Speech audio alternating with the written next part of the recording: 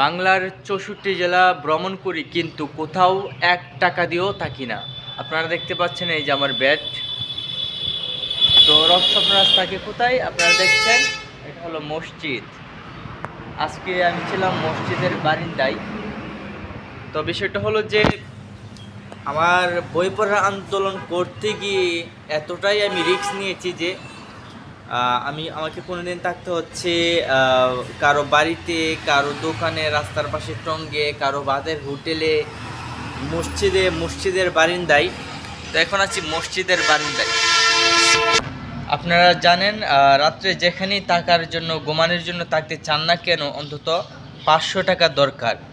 তো এই ক্ষেত্রে ধরেন আমি 100 দিন যদি ভ্রমণ করি, অন্তত 50,000 টাকা শুধু আমার হোটেল ভাড়া লাগবে।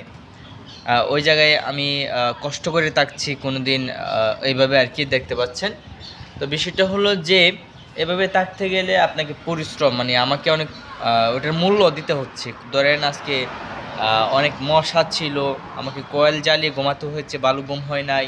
বা মসজিদের বারিন্দায় বা কারো এরকম জায়গায় থাকলে আপনার ফোনটা আপনি চার্জ করতে পারবেন না, চার্জ করা সম্ভব না। সব মিলে আর কি অনেক কষ্টকর থাকাটা। তো আপনার অ্যাডভেঞ্চার হচ্ছে ওই আর কি, অভিজ্ঞতা হচ্ছে। মসজিদের বারিন্দায় থাকলে কীরকম লাগে, কারো টঙ্গে থাকলে কীরকম লাগে, রাস্তার পাশে কারো দোকানে থাকলে কীরকম লাগে, কারো বাড়িতে থাকলে কীরকম লাগে, অভিজ্ঞতাটা হচ্ছে। ওই অনুযায়ী মূল্য দেওয়া হচ্ছে। এ হলো স্বপ্নরাজ্যের ভ্রমণের। সারা বাংলাদেশ ঘুরে কোথাও 1 টাকা দিয়েও থাকি না। আমার শুধু খরচ শুধু ওই যে খাবারের যে খরচটা, ওইটাই শুধু খরচ হয় বাংলাদেশ ভ্রমণকালীন। তো ইনশাল্লাহ বই পড়ার আন্দোলন চলবে। গত ভ্রমণ করেছি, তো এটা আমার শেষ ভ্রমণ বই পড়ার আন্দোলন। এবং এই আন্দোলনকে মাধ্যমে আমাদের, অন্তত আমার জেলায়, আমি বই পড়ার সমস্যার সমাধান চাই।